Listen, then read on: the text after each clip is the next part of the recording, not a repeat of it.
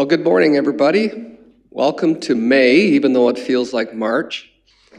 I'd ask Mr. Tifo to take the roll call, please. Oh, sorry, Mr. Beauchamp. Thank you. Councillor Agar. Present. Thank you. Councillor Atkinson. Present.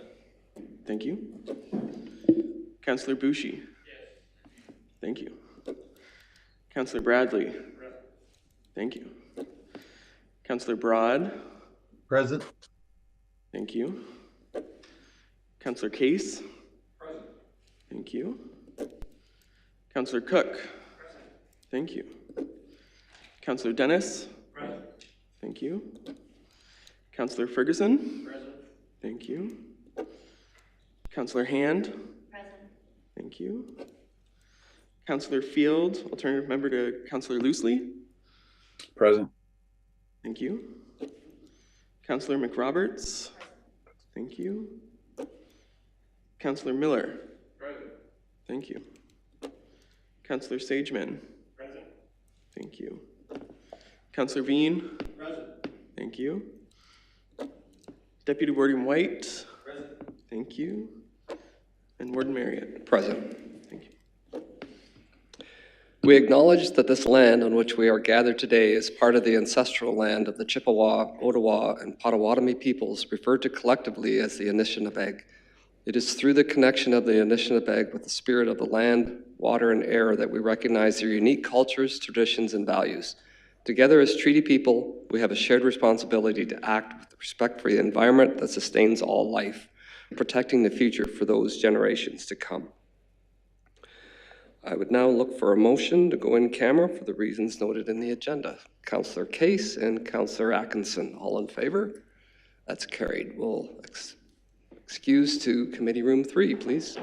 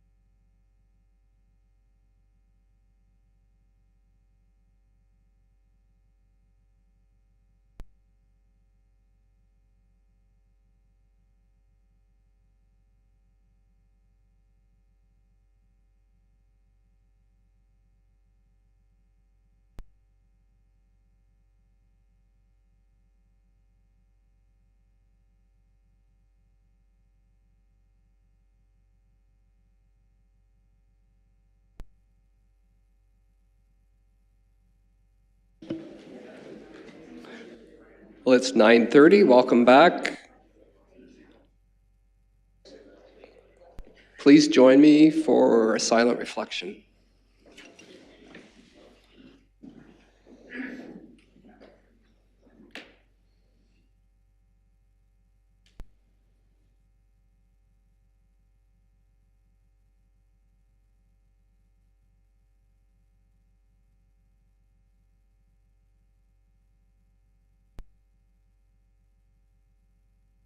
Thank you. Item number 7, rise and report. I'd call on Mr. Beauchamp, please. Thank you, Warden Marriott. I can report that County Council met in camera this morning for 4 minutes to approve the Lambton County Council closed session minutes dated April 5th of 2023. Thank you. Thank you. Item number 8, delegations. I'd look for a motion to allow the presentee to approach the rail. That's moved by Councillor Dennis and seconded by Councillor Case. All in favor? That's carried. Debb Pitel, founder of No One Stands Alone, would like to speak to County Council in regards to funding as a nonprofit in support of mental health. We all have a booklet on our desks this morning relating to that. So welcome, Ms. Pitel.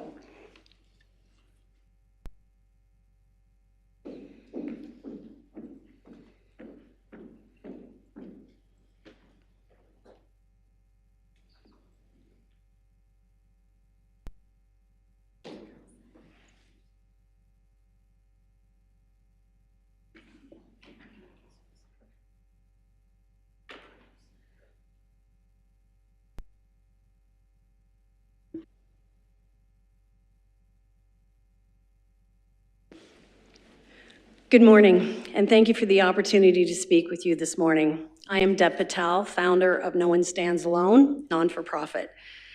I hope that this information looks familiar. I've been very active in each community, municipality for 3 years, requesting funding to partner and support all communities.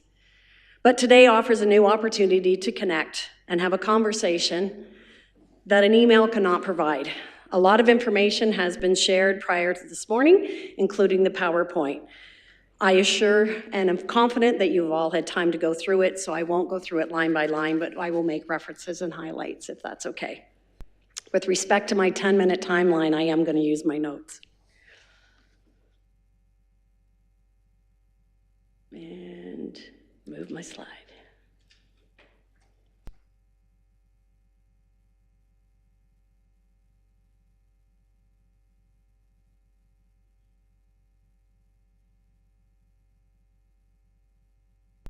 Thank you. If we have learned anything from the pandemic, I am confident we can all agree we need human contact.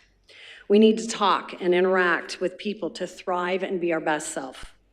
When forced into isolation, the results, although controversial, reports show that the decline in mental health and increase in depression, stress, and more were a result.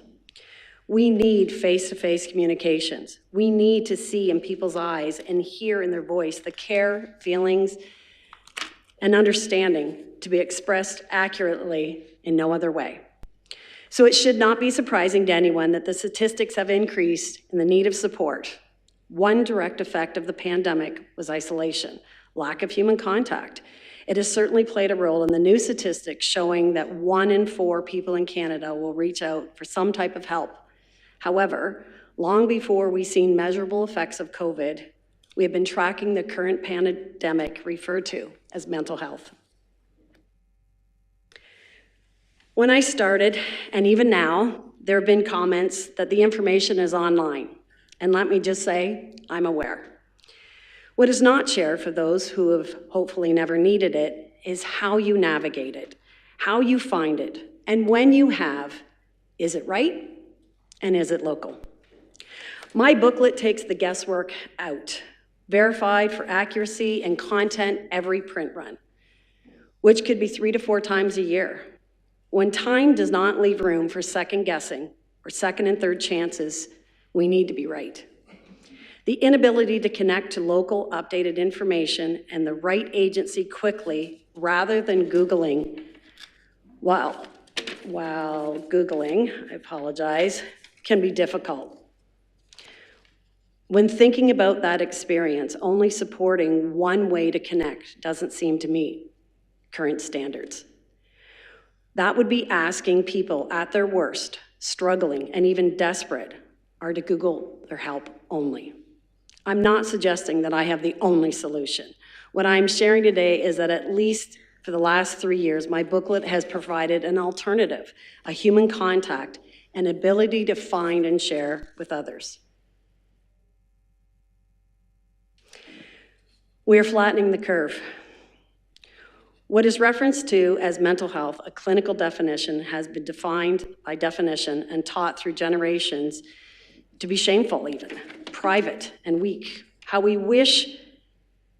I wish that change of mental health could be referred to as struggle. Have you ever had more month than money?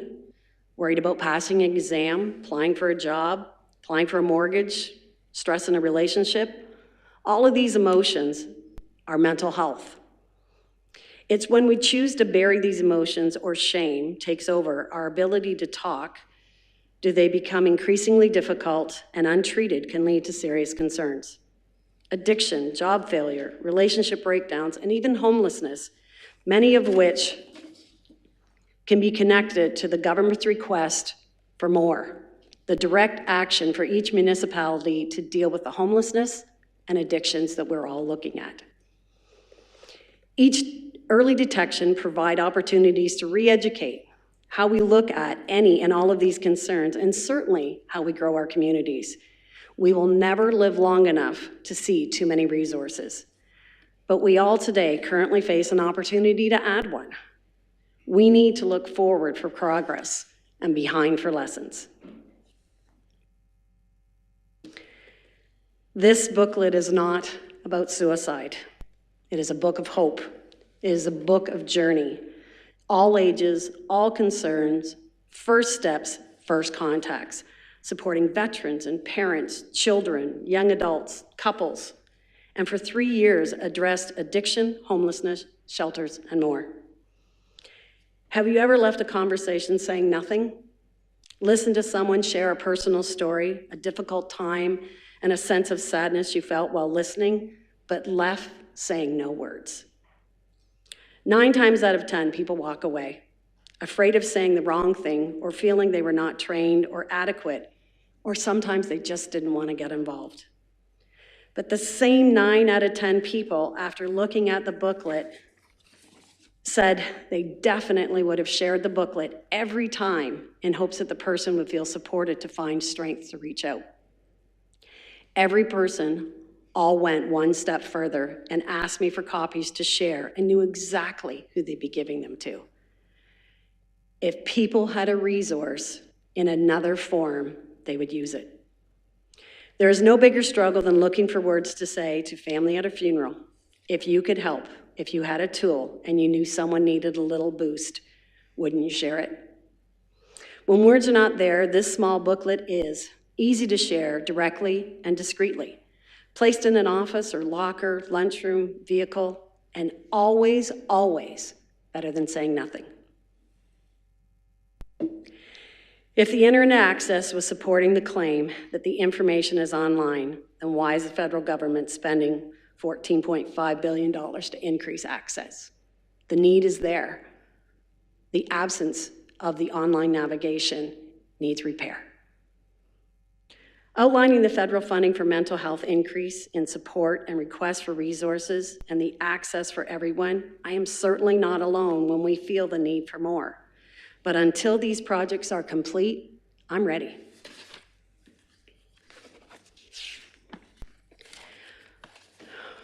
Symptoms escalated while scrolling through results do not align with the statistics shared. The need is much too great to be this difficult. Not everyone has a cell phone, laptop, or computer. Not everyone learns or retains information the same way. Not everyone has the internet or experience with technology. So how can community leaders not support an additional way to access? In this room today alone, we all have had different backgrounds of education and experience working with the internet. I'm certainly not an expert, My corporate work has challenged me, and I consider me to be above average experience in the 55 and over group. But I still have trouble with my remote. I still have trouble finding a movie, opening a link, and I've been doing it for a long time, and longer than some and less than others. I've been on many a Zoom call that buffers or crashes.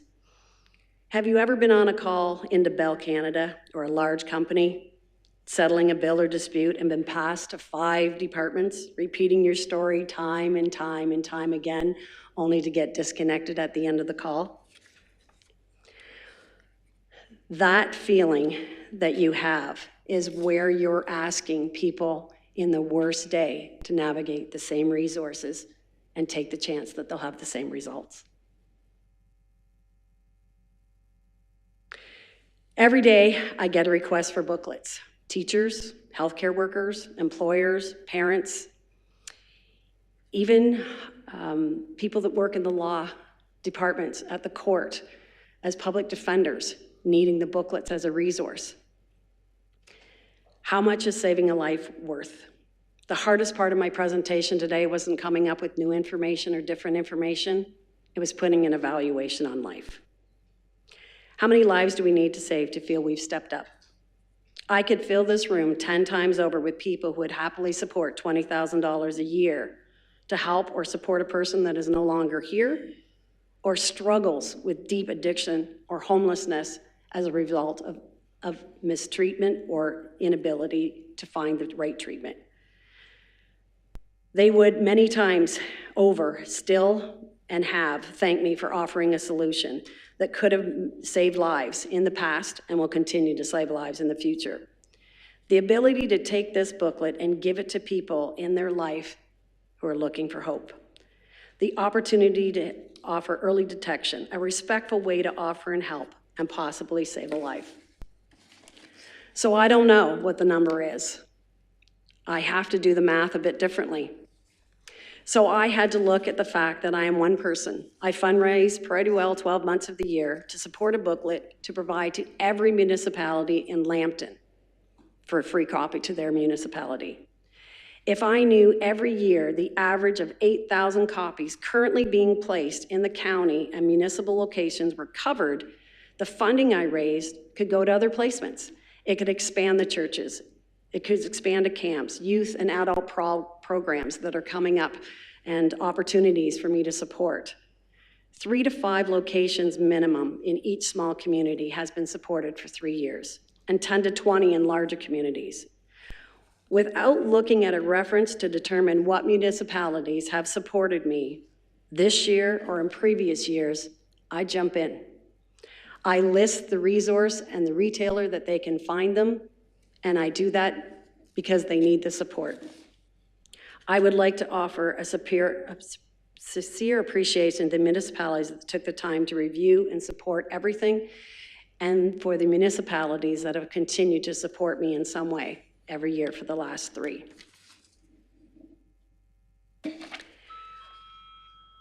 I'm asking for 3 years of support while federal programs are up and fully operational, till all resources have been updated and reviewed, till those in a position to vote for change and influence spending in time in our communities feel that the need has been met. The inside cover would be allocated to the County of Lambton to show everyone the opportunity to come together and make a change. Thank you for your time. Thank you, Ms. Pitel. Any questions? Councillor Bradley, please. First of all, thank you very much for what you've accomplished so far. My question to Mr. Taylor, and does this not fit within the responsibilities of public health? And wouldn't this not be a good opportunity to have a grassroots effort initiative funded through public health? Mr. Taylor, please. Thank you for the question.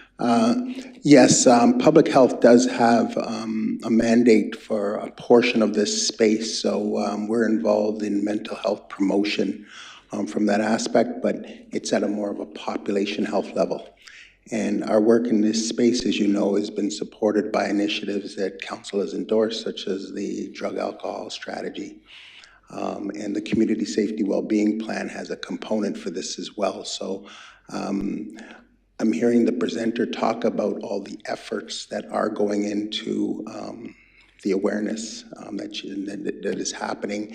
And I certainly think that there is a fit here where we could work with the presenter and engage her in some of the ongoing work in the community. I would also offer as well in this space that there is many more agencies that have more of the mandate for this help. CMHA is one, St. Clair Child and Youth.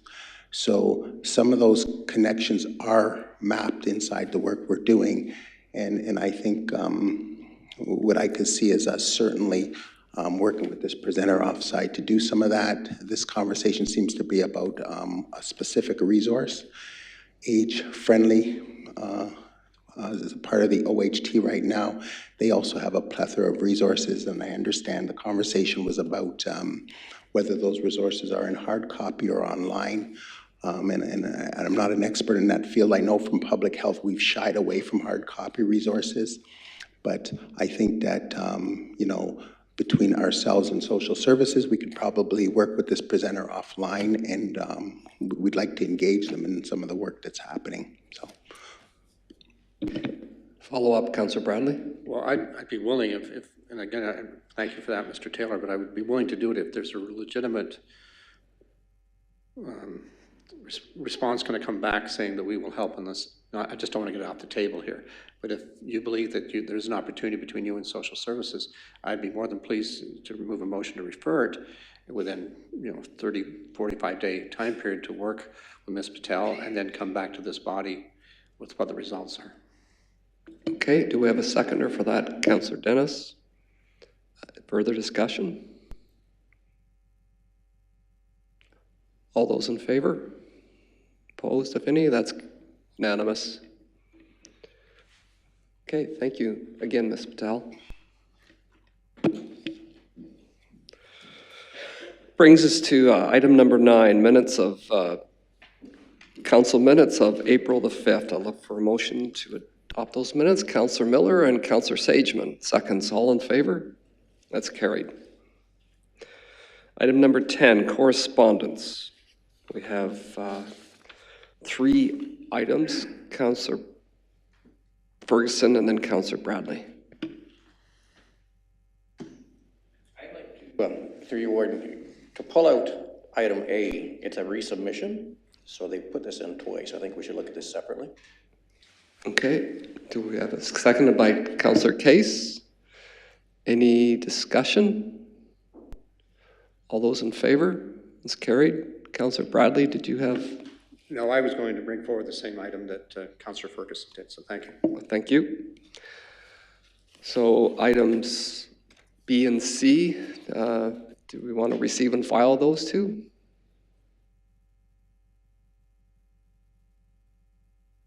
Councillor Hand? I wanted to offer support for item number C. Okay. During our recent budget session in my municipality, we spent a lot of time talking about the insurance costs, and it's double digits over the last few years, and it's not sustainable for small communities, and we need to do something, form a cooperative or find some way for something that's out of our control and that's really impactful. So I support this motion. Okay, do we have a seconder for that? Councillor Bean. Any discussion? Councillor Bradley. I understand the intent of the motion from Chad and Kent, but I didn't see anything in there that said, how will you do this? It's a perennial issue, as we all know, but how are you going to do this? And that's what I think is missing. I mean, we can pass this, but to me, it needed to have more detail about how, again, will you do this and still keep proper coverage for our communities? Okay, Councillor Ferguson. I think we had a letter in our municipality from AMA or Roma for them to take a look at dealing with this. So they were going to look at doing basically a self-insured, I think, for across Ontario for municipalities. And I think it came through AMA, if I'm correct on that. Yes. Any further discussion? So call the motion, call the vote on that. All in favor? Opposed, if any? That's carried. So that leaves item number B. Receive and file that one. Councillor Cook moves. Councillor Case seconds. All in favor? That's carried. And 10B, correspondence from member municipalities. How would you like to deal with this? Councillor Bradley.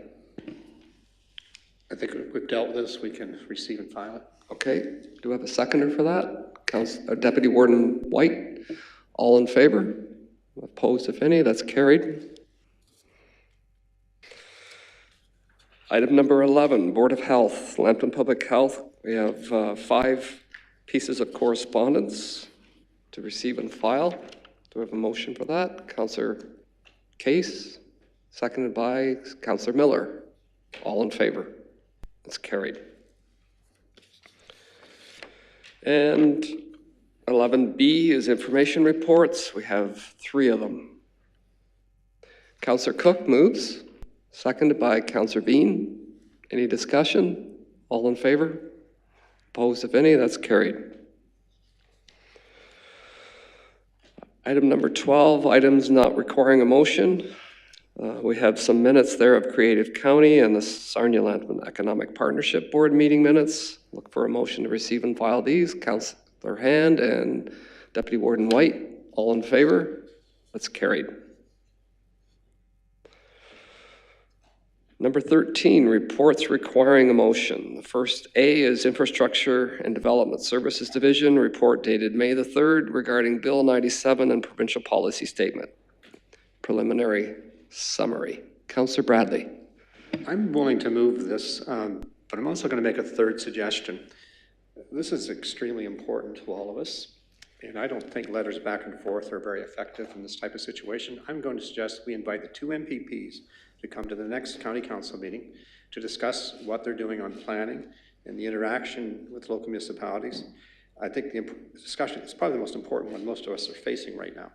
So I'd like to add that as or you want it as a separate motion, I'll do it. But I think we should ask the 2 MPPs to come in and discuss where they're going on their planning, and it has an impact on all our communities. Okay. And we have a question from Councillor Broad. Thank you, Warden Marriott. Can we please split that recommendation into A and B separate, please? Yes, we will. I think we were intending on that, actually. So, Mr. Tifo, that third option, that would be just, for now, that would be... Yeah, if I'm understanding correctly, there's a request to split A, B, and C. So we'll just deal with A, B, and C separately. I think if that works best. Okay, that's okay with the mover. So any further discussion on Councillor Bradley's motion?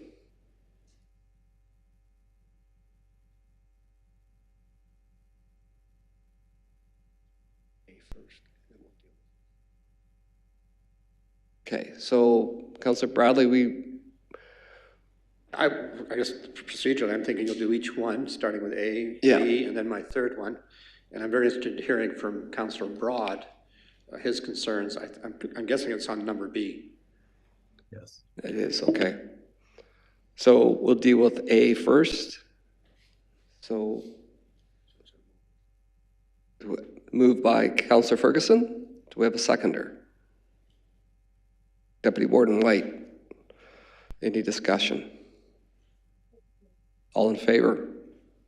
Opposed, if any? That's carried. So item B, report dated May the 3rd regarding Homelessness Prevention Program Investment Plan 2023 to 2024.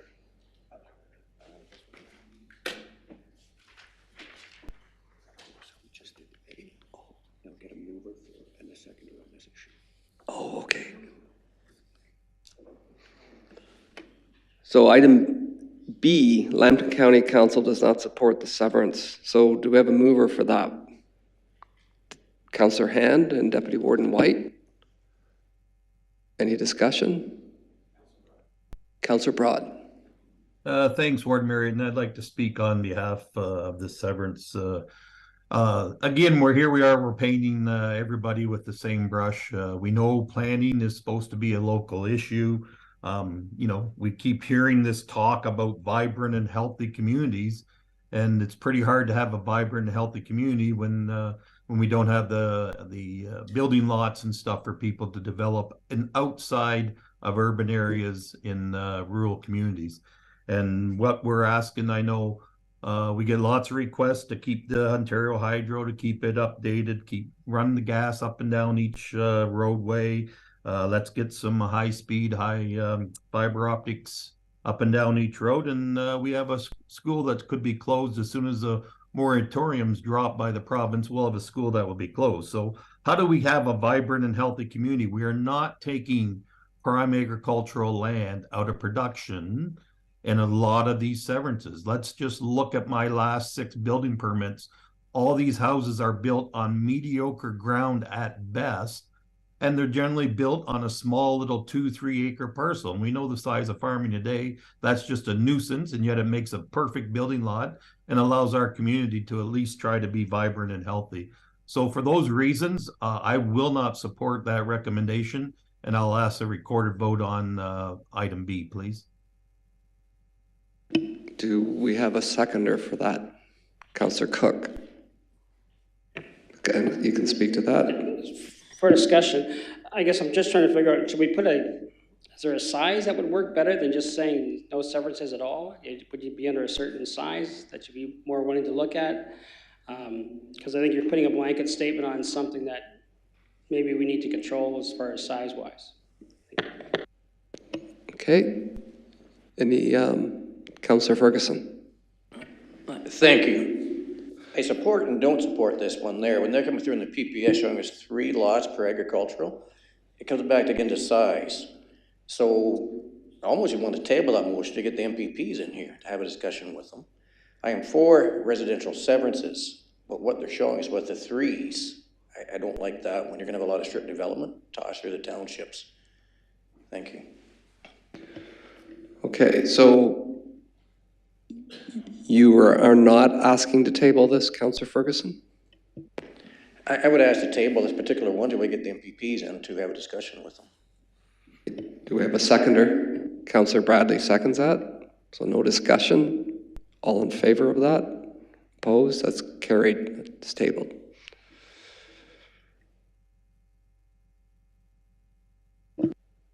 So that brings us to Councillor Bradley's suggestion.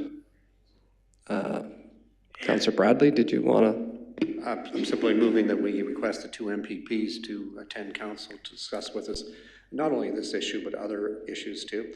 And Mr. Tebow, if my memory is correct, we have an outstanding request from about 6 years ago for the 2 MPPs to come and talk about the disposition of health units.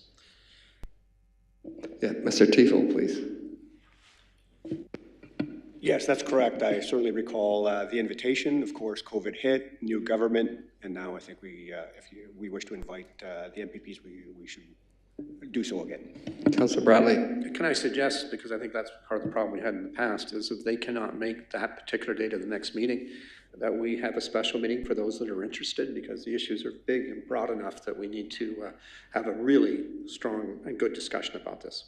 And I would leave that with your discretion if this motion passes. Okay, I'm not sure when the House rises, if it rises by June or not, so we'll have to find that out. But so all in favor of that motion? Oh, Councillor Dennis, you have a question? Oh, okay, he seconds it. All in favor? Opposed, if any? That's carried.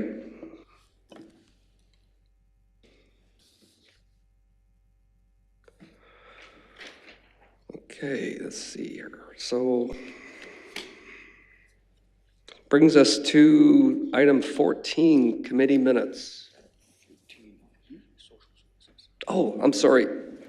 Back ahead of myself here. Item 13, B, Social Services Division, report dated May the 3rd regarding homelessness prevention program investment. Deputy Warden White moves, seconded by Councillor McRoberts. Discussion, Councillor Bradley. Yeah, I have a number of questions, and it's not in opposition to the report. But what I'm struggling with, not just here, but what I see across the country, is measurability. The measurability of all the billions being spent and not seeing a great movement in the outcomes at the local level. So I just want to know where that measurability factor is at the county. The other suggestion, which I was going to bring forward under new business, that we had the homeless summit, and I saw that as just a first step. I was going to suggest that we have a small cross-section of that group, preferably the people on the ground, become an advisory group to help implement the recommendations from the summit. And I could take that as two separate things, but I really would like to see measurability beyond just spending money. And I'm not seeing that here, and I'm not seeing, in fairness, I'm not seeing that anywhere else, because I know it's difficult. But we need to see what, you know, if someone goes off the street and they come back on, they can count it as a success story. Those type of measures of how people are being dealt with. So there's two separate issues, but I think the bigger one is that, you know, I appreciate what staff's done on the summit and organizing it and all those things, but I do think that that group that was so committed that morning, that day, need to be part of saying, okay, how are we going to implement this? And how are we going to get these things done? And so what I'm suggesting is we just ask a small cross-section, maybe 10 people who are interested, who are going to roll up their sleeves to do the implementation, working with staff on the homeless summit recommendations. Okay, so that's a motion. Yes. Do we have a seconder? Councillor McRoberts. Ms. Colasani, did you want to comment on that, please? Thank you, Warden Marriott, through you to Councillor Bradley. I can speak to the measurability afterwards, but you're right, we did have a really strong group of passionate individuals at the Housing Summit. I've just received back the summary of that summit, and we'll be working in partnership with Public Health on a report back to County Council on that. I will tell you at first glance, many of the suggestions that came from the summit are already being implemented or are in some phase of being implemented. There were a couple of gaps that were identified, and some of those have been addressed already. We do have a very comprehensive Housing and Homeless Advisory Committee here in Lambton County. It's made up of over 25 service providers, individuals who provide these services throughout the county. There's also a smaller group called the CHIN, the Community Homeless Initiative Group, I believe, and they've been meeting as well, and they are more frontline staff providing those services, and they feed into the Housing and Homeless Advisory Committee. And we have a group of lived experience individuals called A Better Tomorrow, and that group has been engaged also to advise the Housing and Homeless Advisory Committee. So we have a lot of committees sort of happening now, and we were going to take back the recommendations from the summit to all three of those committees to start to see if we could make any other changes. And many of the suggestions are long-term. I mean, number one is more affordable housing. And as you know, that's going to take some time, but we're certainly working on it. And County Council in the last budget, you know, included $2 million into the affordability reserve. And the year before, there was $1.2 million put into that reserve. So it's a start. Do we need more money? Absolutely. And that plan is in the works. So that would be my comment just on the advisory committee. As I said, there are 3 groups right now working closely on that. And it's also part of the community safety and well-being plan, although it's more of a feeder into that plan. Comment, Mr. Ward, on that. I'm more than familiar with those different groups and the work they're doing and the cross interest there, the pollination. I think that we need to take ownership as a county on what came out of that. And if it's a small list, that's a good list. But we still need to do it because I feel so disengaged except for the summit, from the homeless issue. With Sarnia and Point Everett being sort of the center of the storm. And I do think there's willingness, because that's the question I've got. And I've been meeting with some nonprofit groups and meeting again next Monday to look at some housing issues, which I think they're going to bring this way to discuss with you on how we creatively fund the nonprofits and starting up nonprofit housings in the community. But I really do believe it's important to, on this particular group and the recommendations, if there's only 4, then we get together and we endorse the 4 and have a plan to make sure they happen. So I will let the motion stand. Okay, any further discussion? Call the question. All in favor of the motion? Opposed? That's carried. Councillor McRoberts. I would like to discuss, if I could, the chronically homeless. So housing first, I understand we've had some discussions, Ms. Colasanti and myself. It's coming to a head. I'm not sure what's going on necessarily in the county, but we now have the chronically homeless that they've been kicked out of every single spot that they find to be. They leave for food, they come back, their items have been discovered, removed, everything that they own is gone. And now we have PTSD, aggression, the police, they're kind of caught in the middle of this because what do? They're enforcing, they're doing what their job is, but now we have built this group of individuals that I can only guess are 50 plus.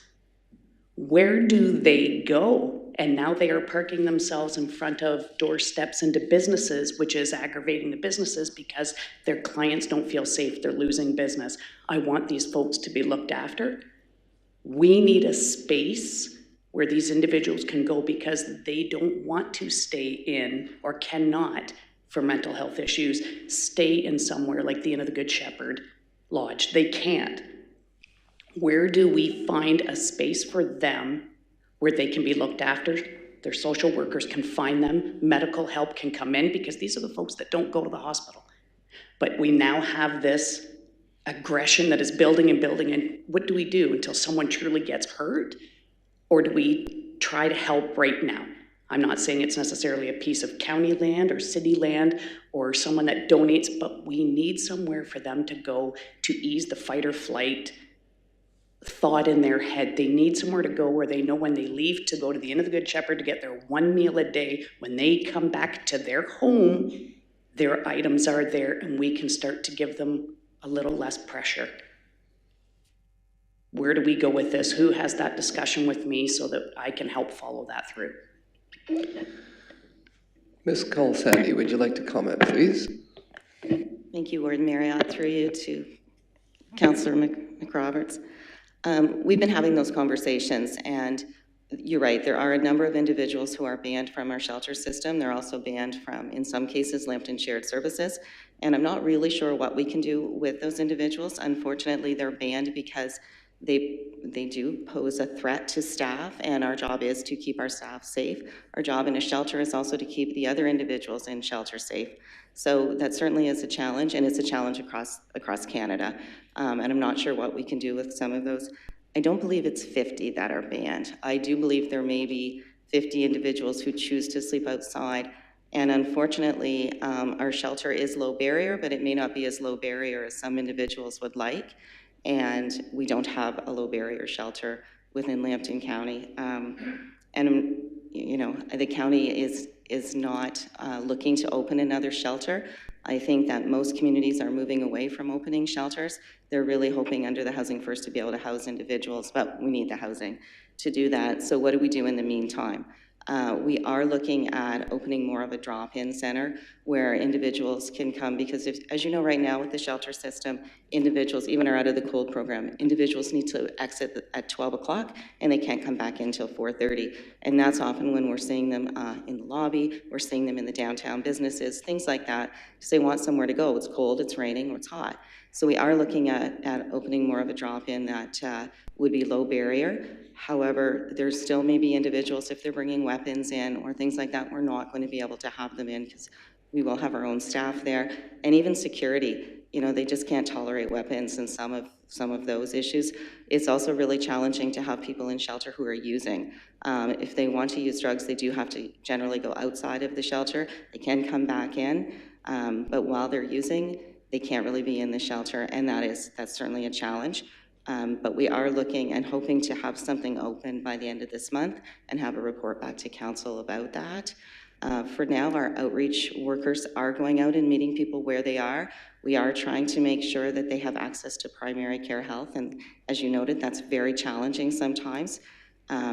We do partner with the North Lambton Health Center on a nurse practitioner to assist some of these individuals, but we know some are being missed. So there's still, and some of these were the things that, as Councillor Bradley mentioned, were raised at the summit. And these are some of the things we're targeting right now. Councillor McRoberts. I understand that there are groups, through the warden, sorry, there are groups that have been banned, and then there are individuals that just from their past, They're not necessarily using drugs, it's just the mental health.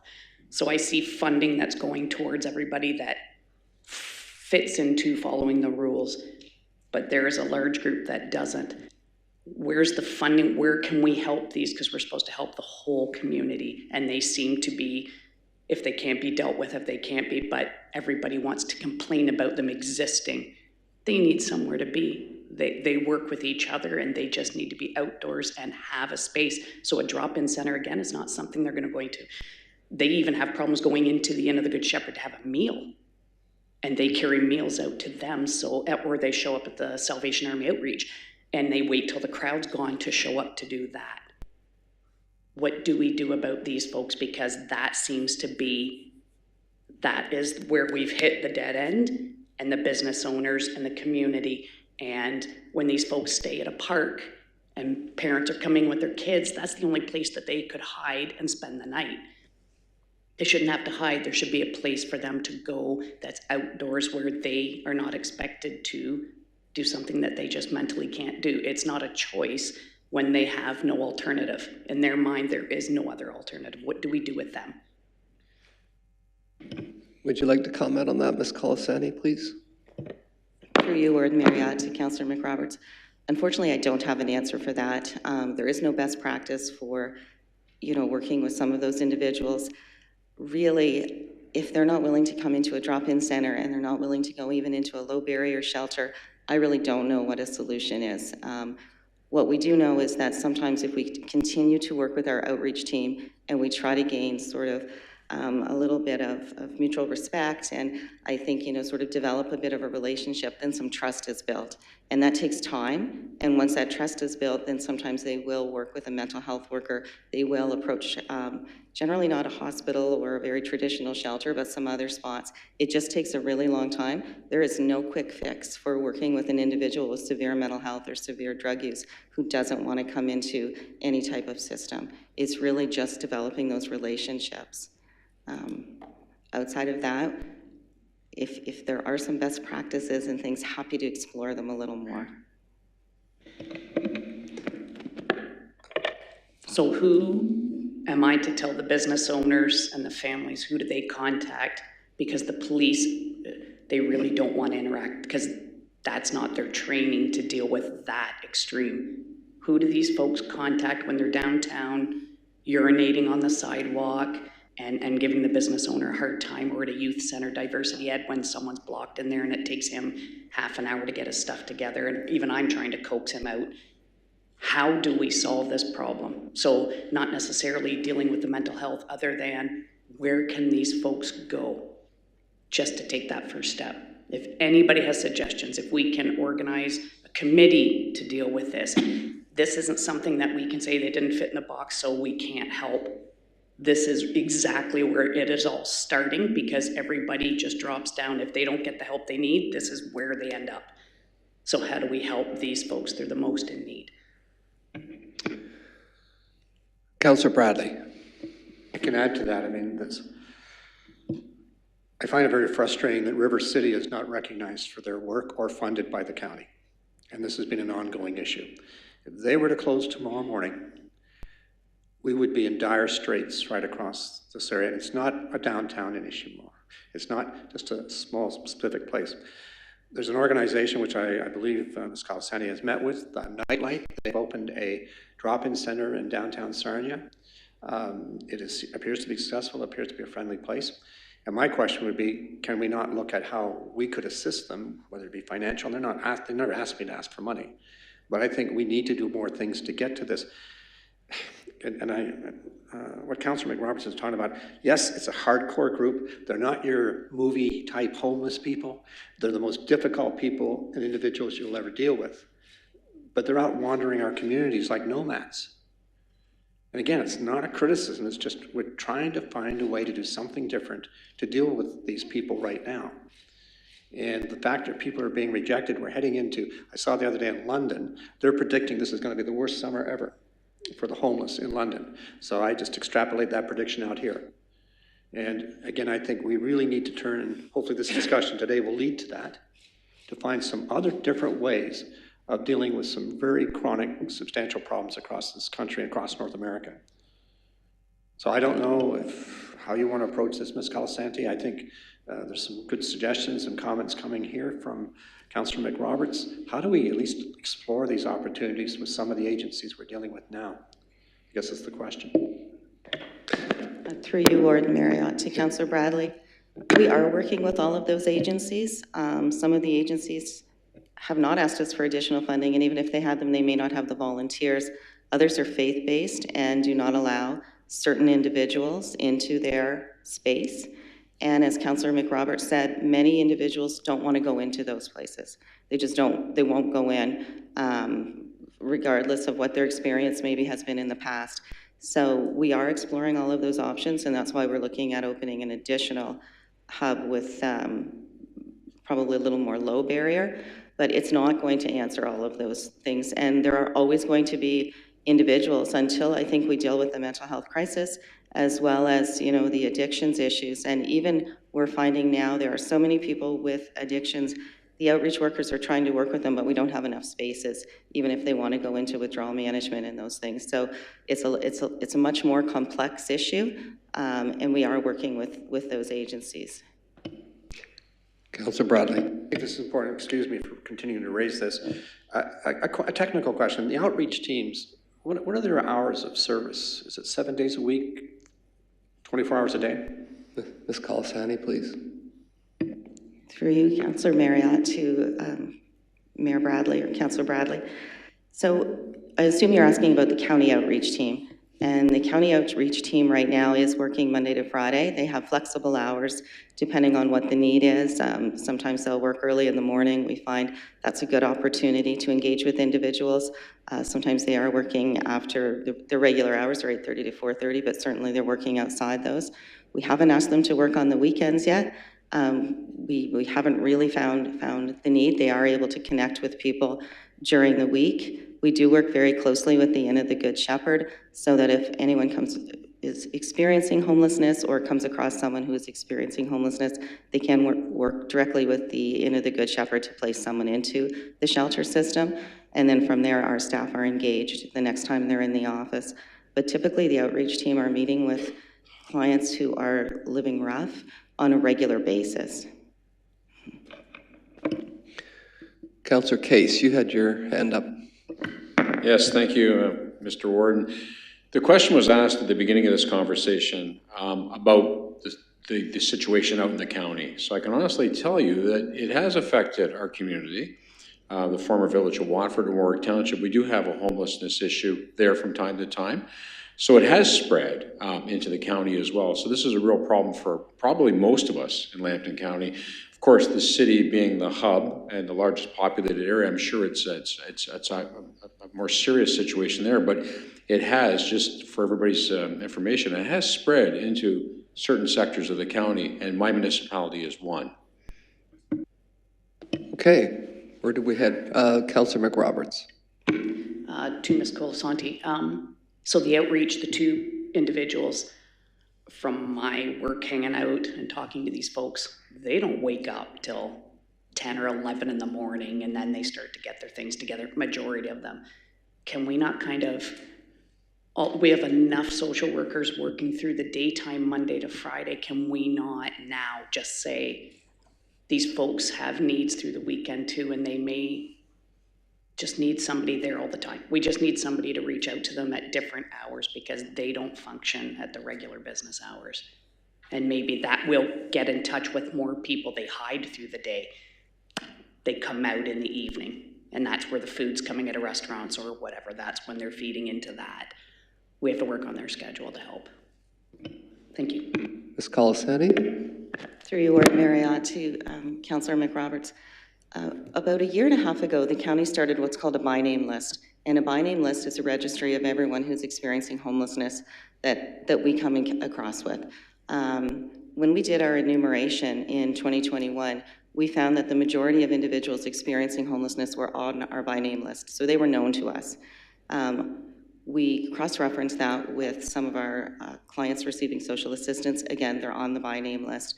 So in the last several months, we've received a number of calls or complaints from various council members, various community members, In 90% of those cases, we knew the individuals. They were on our by name list. That means that we know a little bit about their history. We know a little bit about why they may be experiencing homelessness. We know who we've made referrals to, whether it's been followed up on, whether we need to do more work.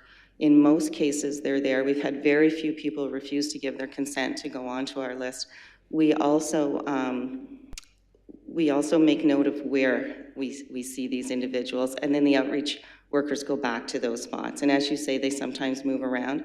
And actually, the reason that we were having good luck with them in the morning is they often had to get up and move. They were staying in a stairwell.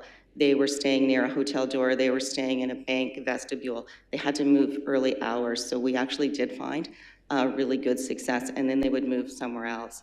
So we've been trying to work with them in different hours, but we really do have a good understanding of who is out there through the by name list. It's actually been mandated by the province now, and Lambton County was ahead of that and already had it implemented. So we'll continue to work on that, and it gives us some really great information. And we also work very closely with our community partners, Canada Mental Health Association. We've been working very closely with OPP and the Sarnia Police with their MHART teams and the new Impact team. There are, in some cases, we can share some information. Of course, we have confidentiality agreements and things, but we are working very closely. Again, it takes time to build those relationships. It takes time to build trust. It takes time to build trust with anyone, let alone someone who's had mental health issues or poor experiences with the regular systems of our society. So we'll continue to do that work. Absolutely, we can certainly look at weekends, but we've not really been called or had a lot of need for that, to be honest. Individuals are homeless every day of the week, and they don't want to talk to us every single day. But absolutely, it's something that we can look at it. We will need to have some discussions, of course, with human resources. We do have union contracts, things like that, but we certainly are looking at changing some of those hours. Councillor McRoberts. This may be my last comment. The numbers have increased, we know, since 2021. And from being out on the street and meeting with these folks, in the last year alone, I see so many more new faces coming out, coming for the food. Other than looking at that, can we have emailed to everyone the contact numbers that if there is an individual in a doorway or an individual that is starting a fire in a park, other than the police who feel trapped, who are we calling? So if on a Saturday, let's just take diversity ed, and there's an individual blocking the door that has grocery carts and you name it, and he started a little fire, who? Because if the police can't make it, who's the outreach? The businesses, it's too hard to navigate to find those contact numbers, especially emergency numbers. Who do they call on a Saturday if the police can't come? An individual's there, they have a group of youth that are showing up of 20 kids. What do they do? We're paralyzed. Through you, to Councillor McRoberts. You're not probably, this won't be a popular answer, but actually if you have someone blocking a door of a business, I would suggest you do need to call the police. I'm not sure that, we would send an outreach worker in if we were concerned that someone might have a weapon, might be coming out of a mental health issue. It probably isn't safe to send a social worker into that in the first breath, so we might want to reach out to the Impact team to assist in moving along. We often take the Impact team out to areas where people have tents or things, just to make sure, again, our staff are safe. I'm not sure we'll ever get to a point where we can have an outreach person on standby 24/7. I'm not sure there's funding for that type of thing, but I would say in the meantime, probably you would have to call police. And again, if someone's experiencing homelessness, I would encourage you to reach out to the lodge, and we would see if we could have that individual attend the Good Shepherd's Lodge if they wanted to. And I think that's something from the summit we have to take back and look at what hours could be available on a weekend. Like I said, I'm not sure we'll ever get to a 24/7 of any of these services, but I do think it's reasonable to look at, can we have some additional hours outside your traditional Monday to Friday?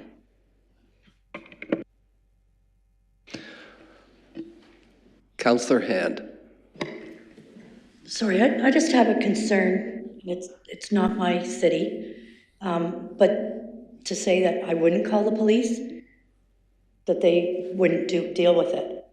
So if that's the situation, don't we need a conversation with the police to clarify mandate? Because in my town, in my village, I have called the police, I have called the OPP to talk about this situation. They used the MHART team to go in a situation, and it was successful.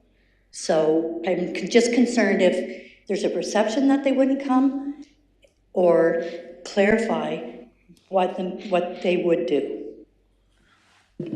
Councillor McRoberts. To Councillor Hunt, we have had the conversations. Our new deputy has a team that goes out, but they're on so many calls that's, so now going forward, the business owners or the people that are in parks, if the police can't make it in 2 hours, what do we do? What does a business owner, where are their rights? What are we doing? We're not looking after the people with the worst mental health. If anybody can help me, email me, send me suggestions, form a committee. Sorry, but it's mental health, but it's also policing. And we don't have the two coming together to say, how can we do this? Because everybody's got their hands tied. Okay. Thank you. Well, we've had a lot of discussions, so as you put out to council for any suggestions, we'll look for that. So we have a motion on the floor. Is there any further discussion before I call the vote? Yeah, so the motion is just to support the recommendation. So all in favor of that? Opposed? That's carried. Councillor Bradley. I believe Mrs. Colasanti wanted to make a comment about the measurability issue, too. Please, Ms. Colasani. So through you, Warden Marriott, to Councillor Bradley, we don't necessarily measure success in the way you might think. It's not measured in the fact that a homeless individual is no longer experiencing homelessness, because there are so many pieces to that. So one, we'd want to move them, along the continuum. So often it's moving to emergency shelter, and then it's moving into transitional shelter or into permanent shelter. So we actually count those types of things. How many individuals were moved into housing? How many remain housed? And there's many different measures. There's both provincial standards that we have to measure. And then, of course, as you know, we are a designated community under the National Housing Strategy for the federal government. So we have a number of measures that we have to report to them as well. Do they have baselines? No, not at this time, because there are such large issues that have to be addressed. And I think the first one is increasing the social assistance rates. The rental rate for someone on Ontario Works has not been increased since 2017. And the other part, of course, is the low vacancy rates that we're experiencing, not just here in Lambton County, but across the province. So you have those two, and I think that's why they haven't really set benchmarks. Now, under the National Housing Strategy, they want to reduce homelessness by 50% by a certain year. So those are the same standards that we're working towards, but we do collect quite a few different measures, and I'd be happy to bring back a more comprehensive report on those measures. Okay. That brings us to item number 14, committee minutes. I'd call on Councillor Bean. Thank you, Warden. Members of County Council, AM committee met on April 20th at the Lambton Heritage Museum, and I must say it was very enlightening, and they've done an excellent job up there. And I present these minutes for your approval. Thank you. So under motion number 1, under Infrastructure and Development Services, it was that council support correspondence. Item number 2, the correspondence items be received and filed. And number 3 is under information reports of infrastructure and development be received and filed as well. And number 4 is under reports requiring a motion regarding the low-speed vehicles pilot program.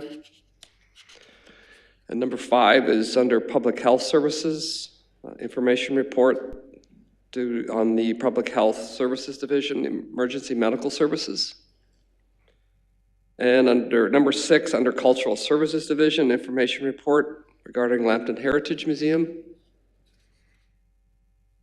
And number 7 is under reports requiring a motion, museums, galleries, and archives collections.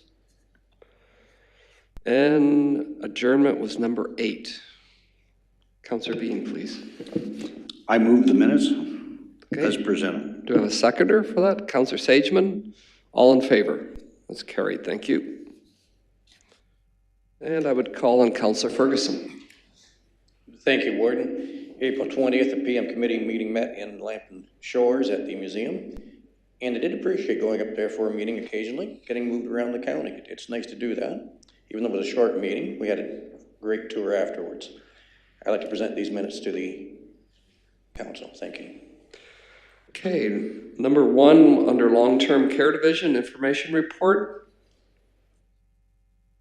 And number 2, under Finance, Facilities, and Court Services Division, Information Report on Council Remuneration and Related Expenses. Number 3 is Reports Requiring a Motion, Year-End Monitoring Report. Number 4 was a report regarding the 2023 tax policy. And number 5, under Social Services Division, Information Report regarding Maxwell Park Place Affordable Housing. Did I see a hand, Councillor Field? Maybe not, sorry. Number 6, reports requiring motion regarding Divine Street update. And number 7 was report regarding housing funding allocations. And number 8 was adjournment. Councillor Ferguson. I'd like to move these minutes to the council, please. Okay, do I have a seconder? Councillor Atkinson, all in favor? That's carried. Thank you. Number 15, items tabled from previous meetings. We have none at this time. And number 16 is a notice of motion by Councillor Jeffrey Agar, dated April 23rd, Lambton County Council meeting seeking the removal of CSX transportation rail crossing at Broadway Street in St. Clair Township. Councillor Agar. Thank you, Warden. I'd just like to make a motion as presented in the notice of motion for the removal of the CSX transportation crossing on Broadway, Lambton line in Port Lambton. This has been an inactive crossing for a long, long time. I wouldn't even know how long. It can't be used. There's tracks taken up already.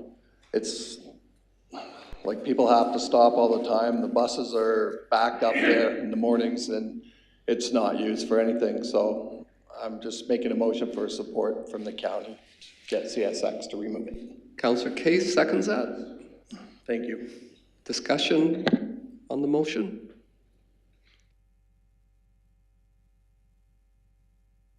All in favor of that motion? Opposed? That's carried. Item number 17, other business. We have none on the agenda. Does any council member have other business?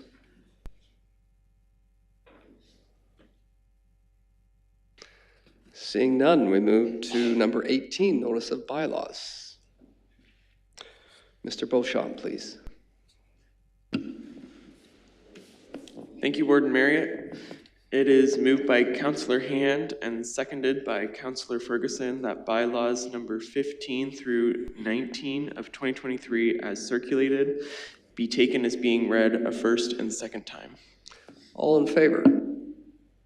That's carried. It is moved by Councillor Ferguson and seconded by Councillor Hand that bylaws number 15 and number 19 of 2023 as circulated be taken as being read a third and final time. All in favor? That's carried as well. Thank you, Mr. Beauchamp. That brings us to item number 21, adjournment. The next regular meeting will be Wednesday, June the 7th, with in-camera set to commence at 9 a.m. Do we have a motion for adjournment? Councillor Dennis and Councillor Bean, all in favor? That's carried. Please join me with For O Canada.